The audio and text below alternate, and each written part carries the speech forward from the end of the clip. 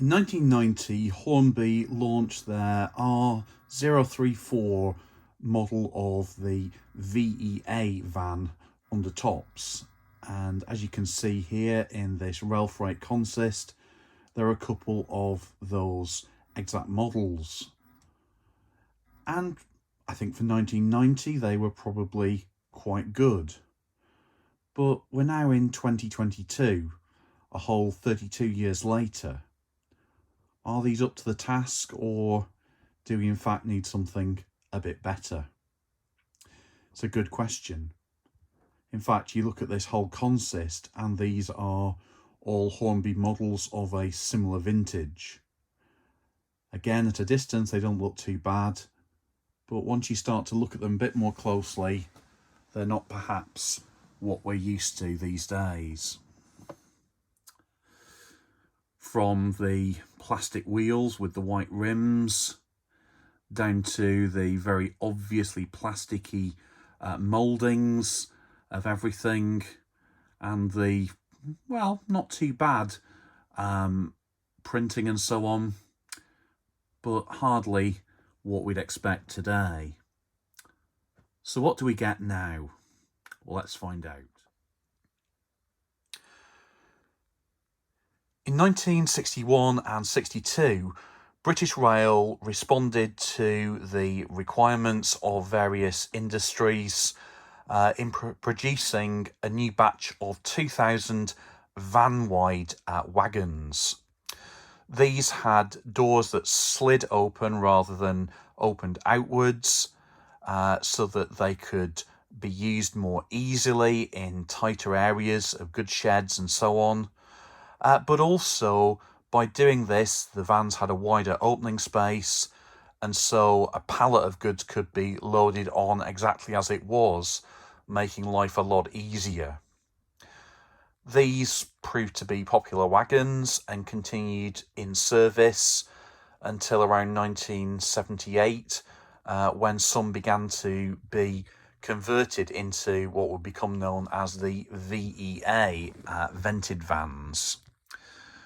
These involved changes to the braking to allow for more modern traffic, and at this point, with the increasing use of much larger wagons, these were largely confined to military trains for the carrying of various military items, whether armaments or something entirely otherwise.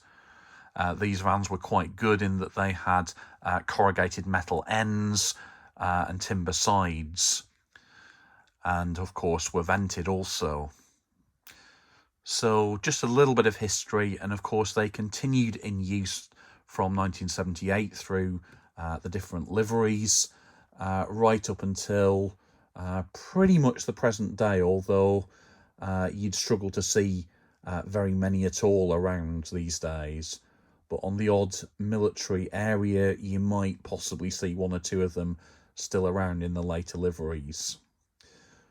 But certainly if you're modelling from the late 70s onwards, these VEAs are an important bit of traffic, and in the lovely red and grey rail freight livery they add colour. So let's find out about these models. This is what you get today.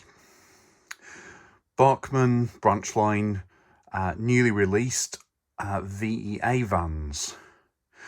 Now, of course, with all the increased costs and so on these days, these are not something that you're going to be picking up for £10 anytime soon or less. These are retail price of $39.95, I think, and most of the main retailers are selling them for around the £33-34 mark, which, to be honest, is quite a lot for this size of van. So the question might be, are they worth it? We'll find out in a moment. But before we do that, Bachmann have taken this opportunity to also model the earlier van wides on which the VEA vans were modified.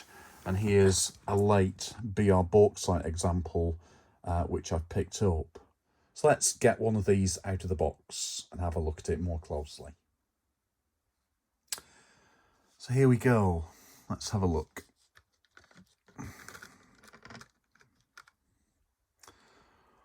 Well, straight away, we can certainly see that there is a lot more detail than the older Hornby models. Particularly look towards the sole bar area and the underframe. If we look carefully, as on the prototypes, I'm not sure whether it's actually the sole bar, but the metal, as it would be on the prototypes, bends outwards as it gets towards the end of the van. The doors look like they would open, as they do, of course, on the originals. We've got separately fitted parts here for the handles. Have a look at all the rivet detail and the fasteners. We look very carefully at the way in which the lettering is there. If I could hold my hand still a bit better, we would probably see even more. That's amazing levels of detail. We've got the ends here with the vents. Sadly, not actual vents. Maybe that's something for another time. We've got the little end panels there. We've got the buffers very nicely modelled. We've got the slim tension lock couplings in any M sockets. And wow, just look at the underframe detail. And of course, that's not all. We'll have a look at what else comes in the box in a moment. Let's just have a quick look at the other side. Again, beautiful detailing, lovely roof. The lamp iron bracket there might even be separately fitted. It certainly looks really good. These are a massive, massive improvement on the Hornby model from the 1990s. If only they weren't quite so expensive. So that looks really good. Let's just pop that down a moment and look at what else comes in the pack. Well, there's your detail pack. Oops. And there's quite a lot in there. And not only that, you get a owner's information sheet of how to fit the various accessories. Air pipes, brake pulls, safety straps. For what is basically a small van, based on the 10-foot wheelbase of the prototypes, that is an amazing wealth of detail. In 00, that is pretty much unprecedented. Well done, Bachmann. But the question might be, is this going to be worth £39.95 or £34 from the retailers compared with the Hornby model? Well, let's pop them side by side and just have a look what they're like in comparison to one another. Can you tell that much difference? Well, there certainly is quite a lot of difference. The wheels, obviously better. You've got the blue paint on the axle boxes. The level of detailing is certainly a lot better. More prototypical. Lots of nice separately fitted parts. Sole bar area is a huge improvement.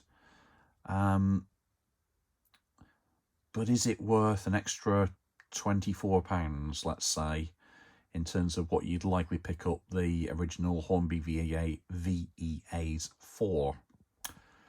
A good question, and ultimately it's going to be one that you will have to decide for yourself. For me, they're certainly a big improvement, but I think at the price of these, I shall be keeping my Hornby ones also.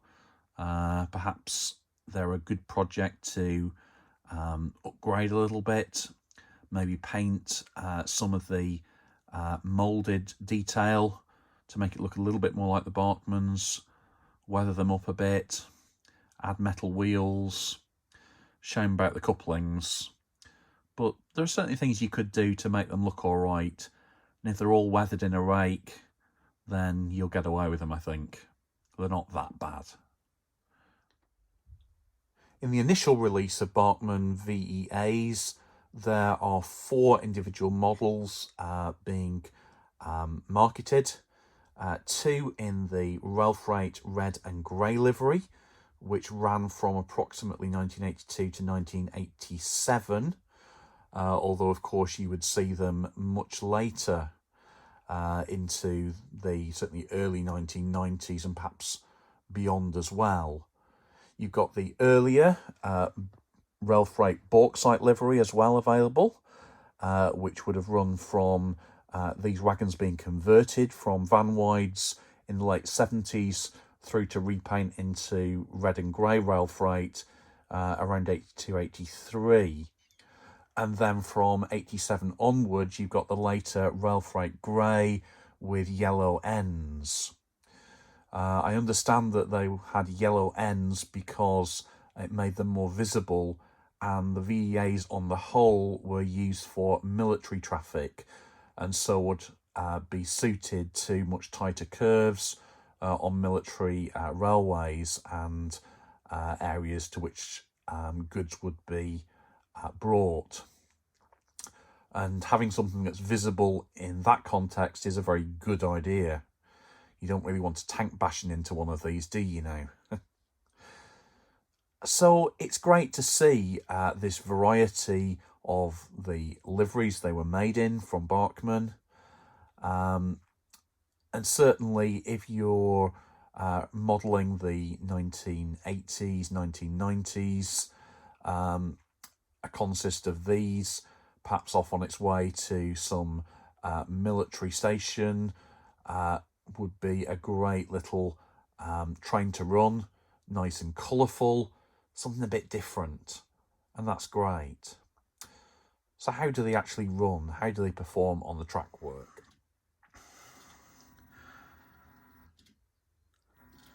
And here we have the VEAs in action. If only my Hornby Railroad Class 31 was a little bit more consistent, we'd possibly get an even better idea. But they're nice and free running.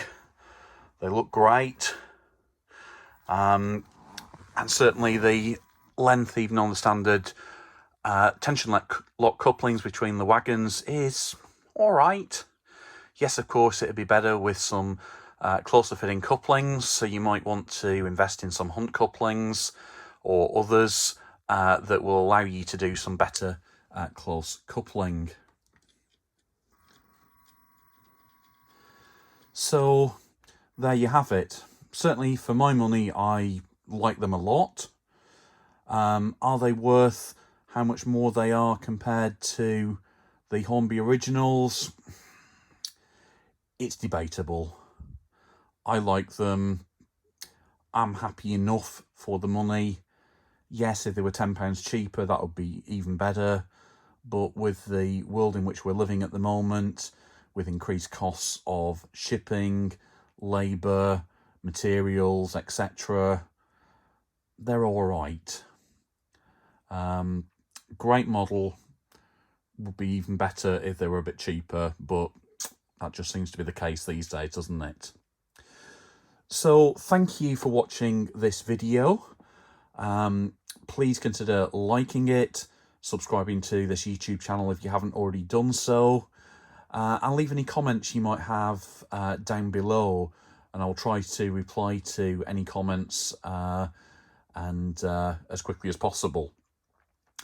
Hopefully around this time next week I shall be uploading another review then of something a little bit more explosive, you might say. Just to give you a bit of a clue, the new Rapido gunpowder wagons. Currently I've got the LNER and Great Western versions. I do also have an order in for a BR and LMS version, one of which I've asked to be weathered, I don't know whether that's going to be here for next week, possibly not, but I'll certainly review these two and we'll see what they're like. So thanks again for watching, and I'll see you soon. Bye.